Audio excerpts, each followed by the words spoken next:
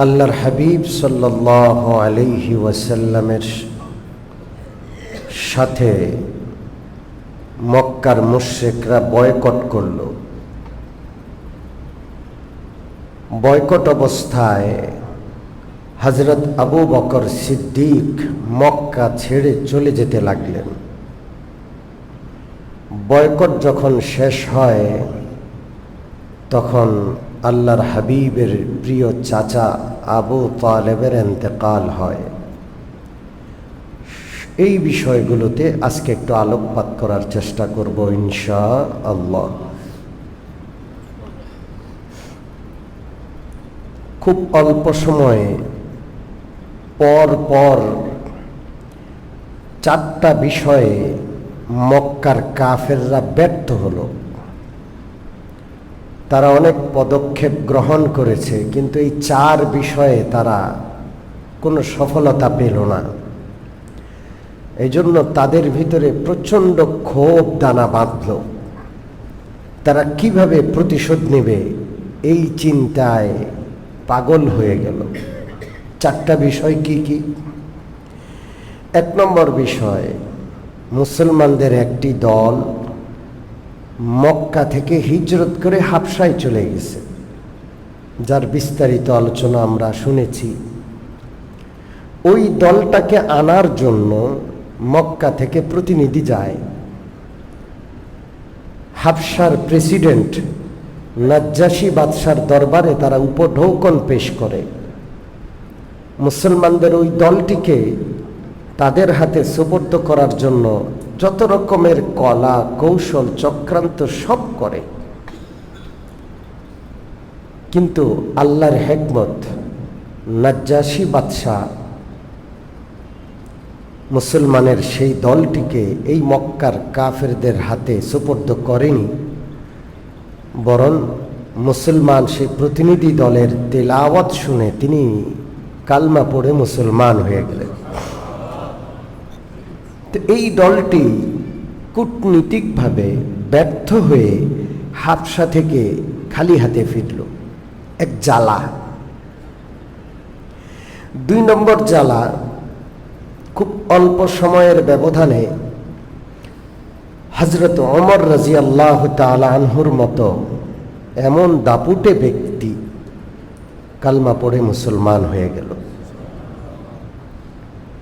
এর পরের জ্বালা, হযরত সৈয়দুশ শুহাদা হামজা রাদিয়াল্লাহু তাআলা আনহুর মতো প্রভাবশালী ব্যক্তিও মুসলমান হয়ে গেল।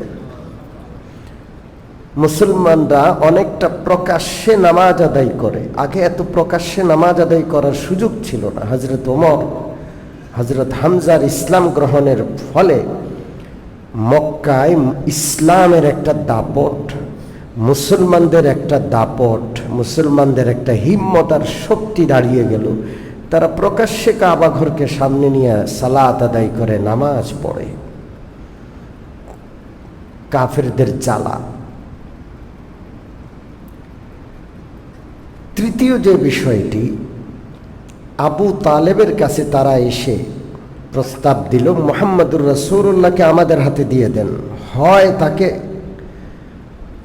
আমাদের বাপদাদার ধর্মের সমালোচনা থেকে বাধা দেন, আর না হয় আপনি যদি না পারেন আমাদের হাতে দিয়ে দেন। আবু তালেব মুহাম্মদুর রাসূলুল্লাহ সাল্লাল্লাহু আলাইহি ওয়াসাল্লামকে কাফেরদের হাতে সুপর্দ করলেন না, বরং কুরাইশদেরকে একত্র করলেন। আল্লাহর রসুলের বংশের সকল লোকদেরকে একত্র করলেন।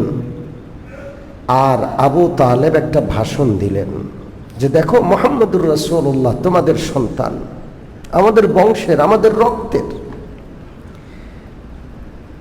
তিনি ভালো কাজের দিকে মানুষকে আহ্বান করেন, সৎ কাজের নির্দেশ দেন, অসৎ কাজের নিষেধ করেন। অনেকে তোমরা মুসলমান হয়েছ, অনেকে হওনি, আমিও হইনি, কিন্তু সে তো আমাদের সন্তান, মুসলমান না হইলেও তার পক্ষে আমরা কাজ করব।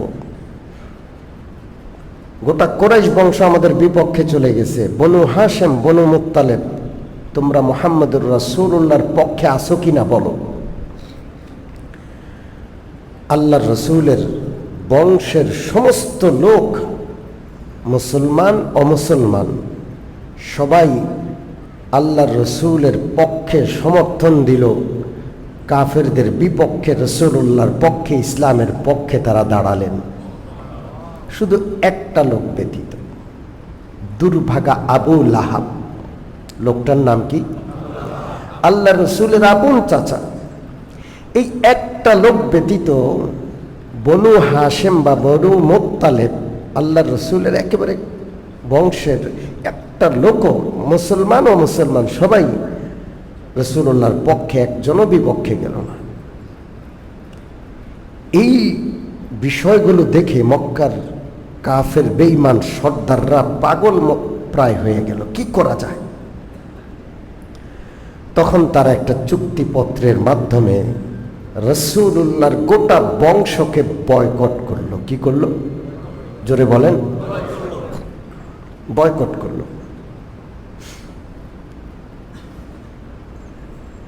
অনির্দিষ্ট সময়ের জন্য বয়কট। এই বয়কট দীর্ঘ 3 বছর স্থায়ী হলো। কয় বছর? মুসলমানদের সাথে ব্যবসা বাণিজ্য নিষেধ। বনু মুত্তালিব, বনু হাশেম যারা রসুলুল্লাহর পক্ষ অবলম্বন করেছে তাদের সাথে লেনদেন নিষেধ, বেচাকেনা নিষেধ, বিবাহ শাদী নিষেধ, কথাবার্তা, আত্মীয়তার সম্পর্ক রক্ষা করাও নিষেধ। এই বয়কটে চরম দুরবস্থা হয়ে গেল মুসলমানদের। 3টা বৎসর বড় কঠিন কাটল। আমি কিন্তু ওই বয়কট সম্পর্কে আলোচনা করেছি। এই বয়কট চলাকালীন যখন মানুষ বেশি দুঃখে থাকে তখন আল্লাহর সাথে মানুষের একটা সম্পর্ক গড়ে ওঠে। এটার সাক্ষী আমি নিজেই।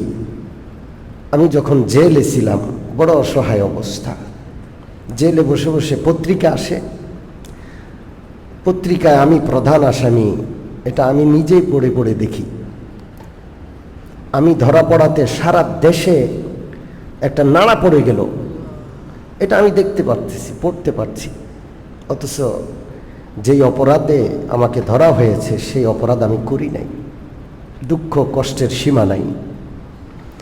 ওই কঠিন পরিস্থিতিতে 90 দিন 3 মাস আল্লাহর সাথে আমার কীরকমের একটা সম্পর্ক ছিল সেটা আমি বলে বুঝাইতে পারবো না। শুধু আমার না, আমার জেলের সঙ্গী সাথীদেরকে দেখেছি, অন্যান্য আলেমরাও ছিলেন ব্রাহ্মণবাড়িয়া জেলে। সেই 3 মাসের মুনাজাতের যে স্বাদ, নামাজের যে মজা, তিলাওয়াতের যে মজা, সেটা এখন আর পাই না। এরপরে কোনোদিন আর এরকম পাই নাই। মানুষ যখন দুঃখে কষ্টে থাকে আল্লাহর সাথে তার একটা সম্পর্ক গড়ে ওঠে। কেউ আসলে কারো না, আমাদের সবার একজন আপন, তিনি কে? আল্লাহ। ওই সময় হযরত আবু বকর সিদ্দিক রাদিয়াল্লাহু তাআলা আনহু তিনি রাগ করে একদিন মক্কা থেকে রওনা করলেন। এই দেশে আর থাকবেন না, ব্যাগ ট্যাগ গুছিয়ে তিনি রওনা করলেন, এখান থেকে, এই দেশ থেকে চলে যাবেন। মক্কা থেকে বের হইয়া কাররা নামক একটা গোত্রের এলাকা দিয়ে যখন যাচ্ছিলেন, বনু কাররা, বনু কাররার সর্দার, তার নাম ইবনুদ্দাগিনা। কি নাম? ইবনুদ্দাগিনা। বড় ব্যক্তিত্ববান একজন সর্দার, নেতা। আবু বকরকে চলে যেতে দেখে জিজ্ঞেস করলেন, আবু বকর আপনি কোথায় যাচ্ছেন? বলল যে আমি আর আমার এলাকায় যাব না ফিরে, আমি এখান থেকে বের হয়ে গেছি, আমি চলে যাব। আল্লাহর জমিন অনেক বড়, আমি যেখানে গিয়ে আল্লাহর ইবাদত করতে পারবো সেখানে থাকবো, মক্কায় আর ফিরবো না। কেন? যে আমার কওম মক্কাবাসী আমাদেরকে নির্যাতন করছে, খাবার দিচ্ছে না, সম্পর্ক রাখছে না, আমাদেরকে বয়কট করেছে। ইবনুদ্দাগিনা বললেন, আবু বকর আপনার মতো এত ভালো মানুষ, এত ভালো মানুষকে মানুষ আবার বের করে দেয়, এত ভালো মানুষকে মানুষ আক্রমণ করে, কষ্ট দেয়, এটা তো হতে পারে না। আমরা আছি না, চলেন আপনি ফিরে চলেন। বলে যে না, আমি আর ফিরে যাব না।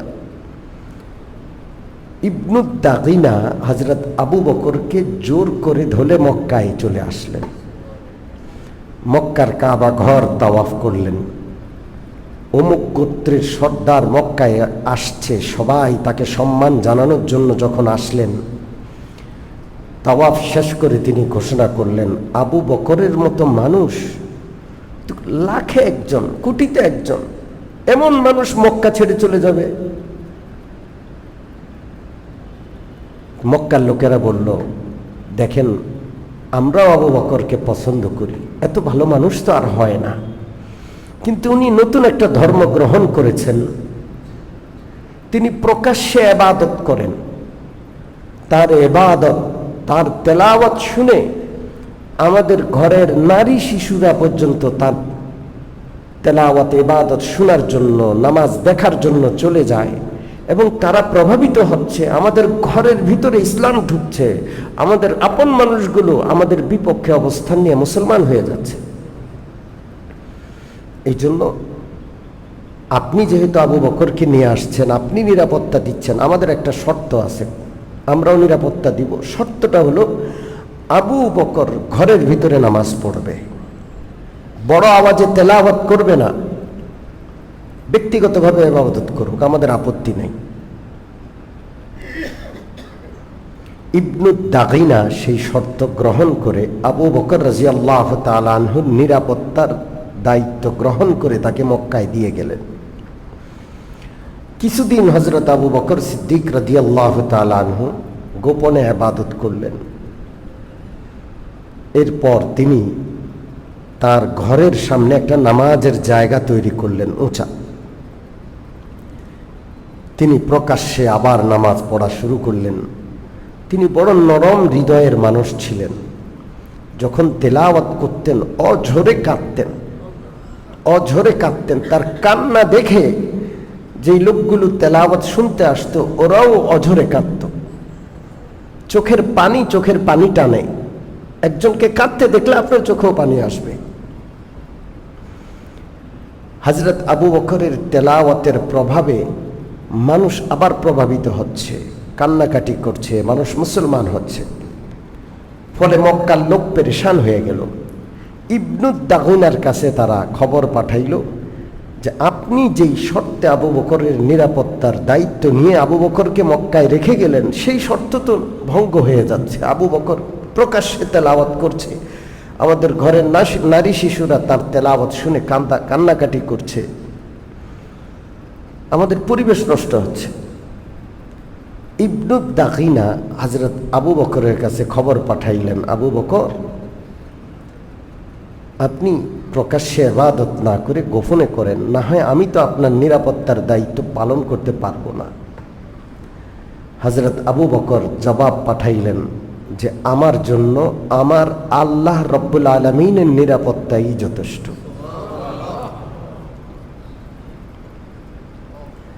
হযরত আবু বকর একেবারে নিজের সিদ্ধান্তে অটল রইলেন। নামাজ ঘরের সামনে খোলা জায়গায় পড়তেন, বুলন্দ আওয়াজে তেলাওয়াত করতেন। মক্কায় ইসলামের প্রচার প্রসার ঘটছে। হযরত আবু বকরের তেলাওয়াত শুনে শত শত মানুষ মুসলমান হয়ে গেল। এই ঘটনাটা বয়কট অবস্থায়, যখন বয়কট চলছে সে অবস্থায় আপনাদের বলেছিলাম আমি, 3 বৎসর এইভাবে কাটার পর আল্লাহ রসুল সাল্লাল্লাহু আলাইহি সাল্লাম ঘোষণা করলেন বয়কটের যে চুক্তিপত্র সেটা উই পোকা খেয়ে ফেলেছে।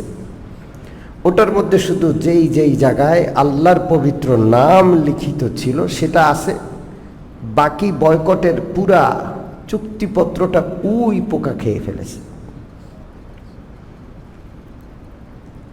একদিন আবু তালেব কাবা ঘরের পাশে এসে দেখল সর্দাররা বসে আছে যারা বয়কটে স্বাক্ষর করেছে। তিনি চ্যালেঞ্জ দিলেন যে তোমাদের এই জুলুম আর অন্যায় বয়কটের চুক্তিপত্রের অস্তিত্ব নাই, সব খেয়ে ফেলেছে উই পোকা, শুধু আল্লাহর নামটা আছে। আবু জাহেল বলে অসম্ভব। আবু তালেব চ্যালেঞ্জ ছুড়ে দিলেন যে এটা যদি সত্য না হয়, এটা আমার ভাতিজা বলেছে, তাহলে তোমরা মুহাম্মদুর রাসূলুল্লাহকে, আমার ভাতিজাকে চেয়েছো, তোমাদের হাতে দিয়ে দিব। আর যদি সত্য হয়, তাহলে তোমাদের এই জুলুম আর অন্যায়ের বয়কটের চুক্তি এখন থেকে শেষ, বয়কট শেষ। উপস্থিত অনেকে বলল এটা তো ইনসাফের কথা, ঠিক আছে চলো আমরা সবাই মিলে এখনই বয়কটের চুক্তিপত্রটা দেখি। কাবা ঘরের ভিতরে সেটা লটকানো ছিল, কাবা ঘরের দরজা খোলা হলো, ভিতরে ঢুকে বয়কটের চুক্তিপত্রের দিকে তাকায়া দেখে আল্লাহর হাবিব যেভাবে বলেছেন সেইভাবেই, শুধু আল্লাহর পবিত্র নাম ছাড়া বাকি বয়কটের চুক্তিপত্র পুরাটা উইপোকা খেয়ে ফেলেছে। দীর্ঘ 3 বছর পরে বয়কট শেষ হলো। সম্মানিত মুসল্লিয়ানে কেরাম, কাফেররা এখনো বয়কট করছে। এত কঠিন অবস্থা ফিলিস্তিনে, কঠিন অবস্থা। এই যুদ্ধ বিধ্বস্ত না, যুদ্ধ কার সাথে? এখানে তো গণহত্যা চলছে। গণহত্যার শিকার এই মুসলিমদের ব্যাপারে ইসরায়েলের পররাষ্ট্রমন্ত্রী ঘোষণা দিচ্ছে একটা গমের দানাও ঢুকবে না ফিলিস্তিনে। চিন্তা করেন, কোনো খাবার নাই, কোনো পানীয় নাই, সামান্য একটু সুপেয় পানির জন্য সারাদিন দৌড়তে হয়, কয়েক কিলোমিটার যেতে হয়, কয়েকশো মানুষের লাইন, এরপরে সামান্য সুপেয় পানি পাওয়া যায়। খাবারের কোনো ব্যবস্থা নাই, একটু খাবারের জন্য কয়েক কিলোমিটার যেতে হয়, হাজার হাজার মানুষের ত্রাণের লাইনে দাঁড়িয়ে সামান্য খাবার পাওয়া যায়। বৃদ্ধ আছে, অসহায় আছে, এতিম আছে, শিশু আছে। আহা, সম্মানিত মুসল্লিয়ানে কেরাম, মজলুমের পক্ষে কে আছেন? আল্লাহ আছেন। আমরা তো প্রতিবাদ করলাম, প্রতিবাদ করছি, প্রতিবাদ চলছে, এই প্রতিবাদে ওদের কিছু যায় আসে না। এই প্রতিবাদ কি প্রথম না, এর আগেও হয়েছে, বহু হয়েছে। এগুলোর দ্বারা আমাদের ফায়দা, ফিলিস্তিনের তেমন কোনো ফায়দা নাই। আমাদের ফায়দা কি? আমাদের ইমানটা জাগ্রত হয়, নাইলে তো আমাদের ইমান ঘুমিয়ে পড়ে। আমাদের ভাইরা যে অত্যাচারের শিকার অনেকে জানেই না। এই প্রতিবাদগুলোর মাধ্যমে আমাদের ফায়দা, ওদের কোনো ফায়দা নাই। ওদের ফায়দা হবে কিভাবে? যেটা রাসূলুল্লাহ সাল্লাল্লাহু আলাইহি ওয়াসাল্লাম যেই পদক্ষেপ নিয়েছেন, আল্লাহ রাব্বুল আলামিন যেই পদক্ষেপের নির্দেশ কোরআনে দিয়েছেন, সেই পদক্ষেপ গ্রহণ করলে শুধু ওদের না, আমাদেরও ফায়দা, গোটা বিশ্ববাসীর ফায়দা। আল্লাহ রাসূল বলেছেন, উনসুর আখাকা জালিমান আও মাজলুমা, তোমার ভাইকে সাহায্য করো, জালেম হলেও মজলুম হলেও। সাহাবারা বললেন, ইয়া রাসূলুল্লাহ, মজলুমকে সাহায্য করা এটা তো বুঝি আমরা, জালেমকে সাহায্য কিভাবে করায়? আল্লাহ রাসূল বললেন, জালেমের হাতকে ধরো, তাকে জুলুম থেকে ক্ষান্ত করো, বাধা দাও, এটাই তার সাহায্য। পৃথিবীতে যত জালেম আছে, যত জুলুম হচ্ছে, সবগুলোকে রুখে দেওয়া এটা আমাদের দায়িত্ব। আজকে জুলুম হচ্ছে ফিলিস্তিনে, কোন এক জায়গায় জুলুম যদি সয়ে যায়, এই জুলুম অন্য জায়গাতেও এটা কিন্তু ছড়িয়ে পড়ে। আজকে যেই অজুহাতে ফিলিস্তিনে আক্রমণ করছে, এই অজুহাতে বাংলাদেশ আক্রমণ করলেও কেউ আমাদের পাশে এসে দাঁড়াবে না, মনে রাখবেন, কেউ আমাদের পাশে এসে দাঁড়াবে না। এই জন্য জালেমদের 20 দাঁত ভেঙে দিতে হবে। আল্লাহ যেন তৌফিক দান করেন। সারা বিশ্বের ওলামায়ে কেরামের ফতোয়া এখন জেহাদ ফরজ। এই জালেম যারা গণহত্যা চালাচ্ছে, ওদের বিপক্ষে জেহাদ করা, সশস্ত্র আক্রমণ করা। ওরা যেমন বোম বাঁধছে, ওদের প্রতি বোম নিক্ষেপ করে ওদের স্থাপনাগুলো গুড়িয়ে দেওয়া, ওদের সমস্ত প্রতিরক্ষা ব্যবস্থা ধ্বংস করে দেওয়া, এটা এখন আমাদের জন্য ফরজ হয়ে গেছে। আমরা তো বলছি, আমরা আর কি করতে পারি বলেন? আমরা একজন সাধারণ নাগরিক, রাষ্ট্রীয় অনুমোদন, রাষ্ট্রীয় ব্যবস্থাপনা ছাড়া আমরা তো ওখানে যাইতেও পারবো না। আমরা শুধু কোরআনের বাণী আপনাদের সামনে তুলে ধরছি। আল্লাহ তাআলা যেন এই বাণীগুলো শাসকদের কানে পৌঁছে দেন, তাদের মধ্যে শুভ বুদ্ধি দান করেন, এবং এই চরম সংকটাপন্ন অবস্থায় যেই সিদ্ধান্ত গ্রহণ করা দরকার, আল্লাহ যেন তাদেরকে সেই সিদ্ধান্ত গ্রহণ করার তৌফিক দান করেন। সম্মানিত উপস্থিতি, বয়কট শেষ হলো। বয়কট শেষ হওয়ার পর আবু তালেব অসুস্থ হয়ে পড়লেন। কি হয়ে পড়লেন? চরম অসুস্থ। এই বয়কটের 3টা বৎসরে ভোগান্তিতে তিনি একেবারে শারীরিকভাবে ভেঙে পড়লেন, চরম অসুস্থ, মুমূর্ষ অবস্থায় আবু তালেব। এই সর্বশেষ আবু তালেবের সাথে সাক্ষাৎ করার জন্য মক্কার একটা প্রতিনিধি দল আসলো, কাফেরদের। তারা কেন আসলো, কি উদ্দেশ্যে আসলো? উদ্দেশ্য হলো এটা যে আবু তালেব বেশি দিন বাঁচবে না, মুমূর্ষ অবস্থায়। আবু তালেব মারা গেলে মুহাম্মদুর রাসূলুল্লাহর উপর আমরা যদি আক্রমণ করি, মানুষ আমাদেরকে কাপুরুষ বলবে। আবু তালেবের জীবদ্দশায় তোমরা কিছু করতে পারলা না, এখন আবু তালেব নাই, অসহায় ভাতিজার উপর তোমরা আক্রমণ করলা, তোমাদের লজ্জা দিবে। এই জন্য আবু তালেবের উপস্থিতিতে, তার জীবদ্দশাতেই তোমাদের একটা সমাধানে আসা উচিত। আবু তালেব মুমূর্ষ অবস্থায়, মক্কার কাফেরদের প্রতিনিধি দল আসলো, আবু তালেবের কাছে এই বিষয়টাই বলল যে আপনি এখনো জীবিত আছেন, আপনি একটা সমাধান করে দিয়ে যান। আবু তালেব ভাতিজাকে ডাকলেন। মুহাম্মদুর রাসূলুল্লাহ সাল্লাল্লাহু আলাইহি ওয়াসাল্লাম বললেন, চাচা যান, আপনার উপস্থিতিতে আমি এই মক্কার সর্দারদেরকে প্রস্তাব দিচ্ছি, আমি এমন একটা বাক্যের দাওয়াত দিচ্ছি, এই বাক্যটা যদি তারা স্বীকার করে নেয়, গোটা বিশ্বের রাজত্ব আল্লাহ তাদেরকে দান করবেন। সারা বিশ্বের মানুষ তাদের রাজত্ব মেনে নেবে, মুসলমানদের রাজা বাদশা তারা হবে, আর পৃথিবীতে অমুসলমান যদি কেউ থাকে তাদেরকে কর দিয়ে থাকবে। শুধু একটা বাক্য। আবু জেহেল বলে, একটা বাক্য কেন? আমার তো সর্দারই দরকার, আমার তো নেতৃত্ব চাই, আমার তো পাওয়ার চাই, ক্ষমতা চাই। একটা কেন, 10টা হলে 10টা বলবো, বলো দেখি সেই বাক্যটা কি? আল্লাহর হাবিব সাল্লাল্লাহু আলাইহি সাল্লাম সে পুরাতন কথাটাই বললেন। ওই বাক্যটা হইল লা ইলাহা ইল্লাল্লাহু মুহাম্মাদুর রাসূলুল্লাহ। শুধু এই বাক্যটা তোমরা স্বীকার করে নাও। আবু তালেবের মুমূর্ষ অবস্থায় রাসূলুল্লাহর এই দাওয়াতি মজলিসে কাফেররা হাততালি দিল, মজা করে আল্লাহ রসুলের কথাটাকে উড়িয়ে দিল, আর বলল এটা তো পুরাতন কথা, বারবার একই কথা বলো।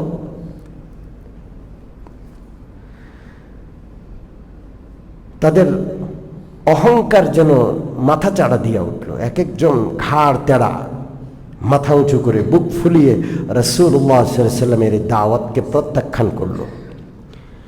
আল্লাহ রাব্বুল আলামিন এই অহংকারী দুষ্ট লোকদের বিপক্ষে পবিত্র কোরআনের সূরাতুস সাদ 23 নম্বর পারায় সূরা ইয়াসিনের পরের সূরার পরের সূরা, সূরা ইয়াসিনের পরের সূরার নাম সূরাতুস সাফফাত, এর পরের সূরা সূরাতুস সাদ।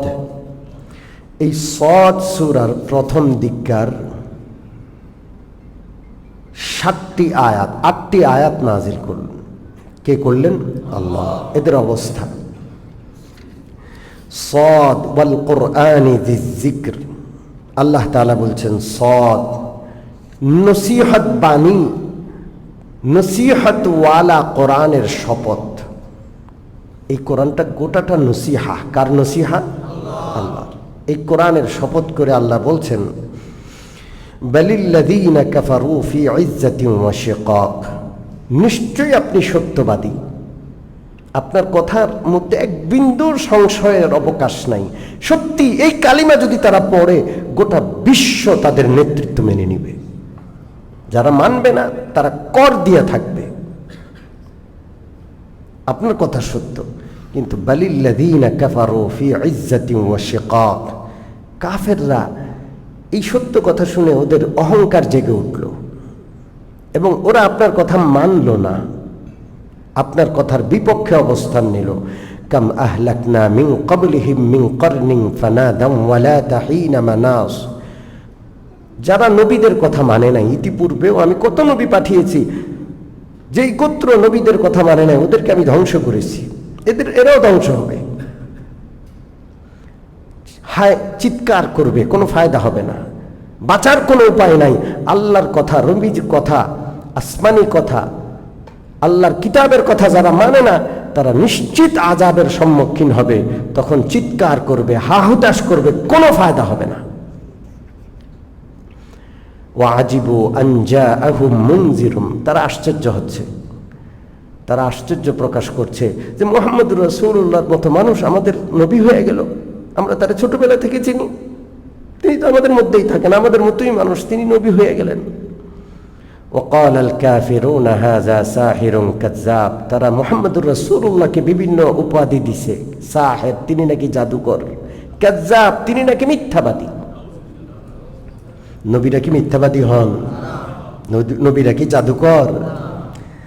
আজআলাল আলিহাতা ইলাহান ওয়াহিদা ইন্না হাযা লাশাইউন উজাব, তারা আশ্চর্য হইয়া বলে আমাদের এত এত দেবতা, মুহাম্মদুর রাসূলুল্লাহ সব দেবতা বাদ দিয়ে এক দেবতা বানিয়ে ফেললো, এক খোদার ইবাদত করে এক আল্লাহকে মানে। কোথায় গেল সরস্বতী, কোথায় গেল দুর্গা, কোথায় গেল কালী? সব শেষ, একজনকে মানতে হবে। ইন্না হাযা লাশাইউন উজাব, এটা বড় আশ্চর্য বিষয়। ওয়ানতালাকাল মালাউ মিনহুম আনিমশু ওয়াসবিরু আলা আলিহাতিকুম ইন্না হাযা লাশাইউন ইরাদ, এই লোকগুলো আল্লাহর রসুলের কথাকে প্রত্যাখ্যান করে, দর্প ভরে, অহংকার ভরে মজলিস ত্যাগ করে তারা আপন আপন পথে চলে যাচ্ছে আর বলে খবরদার তোমরা বাপদাদার ধর্ম ছাড়বে না, ওইটার উপর মজবুত থাকো, এই নবীর কথায় তোমরা কান দিও না। একে অপরকে আবার রাসূলুল্লাহর বিপক্ষে নিজের নিজের ধর্ম শিরকের উপর অটল থাকার, মজবুত থাকার ব্যাপারে একজন আরেকজনকে কি করে, পরামর্শ দিচ্ছে এবং বলছে ইন্না হাযা লাশাইউন ইরাদ, নিশ্চয়ই তার কোনো অসৎ উদ্দেশ্য আছে। মুহাম্মদুর রাসূলুল্লাহর কি অসৎ উদ্দেশ্য থাকতে পারে? মাহা সামি'না ফিহি বিহাযা ফিল মিল্লাতিল আখিরা ইন হাযা ইল্লা ইখতিলাক। এইভাবে আরো কিছু আয়াত রাসূলুল্লাহ সাল্লাল্লাহু আলাইহি ওয়াসাল্লাম এর উপর তৎক্ষণাৎ নাজিল হলো।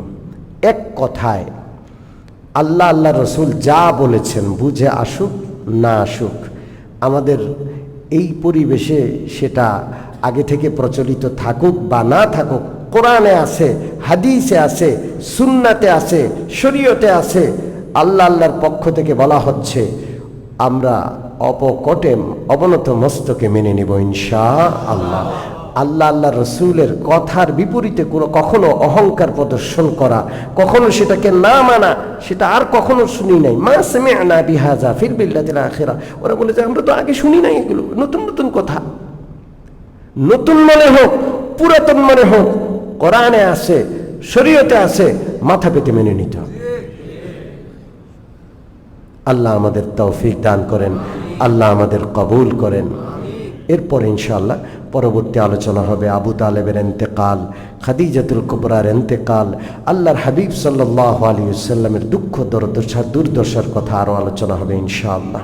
আল্লাহ তাআলা আমাদের সকলের এই আশা বসা সিরাত মাহফিলে উপস্থিত হয় এগুলোকে আল্লাহ তাআলা যেন কবুল মঞ্জুর করেন।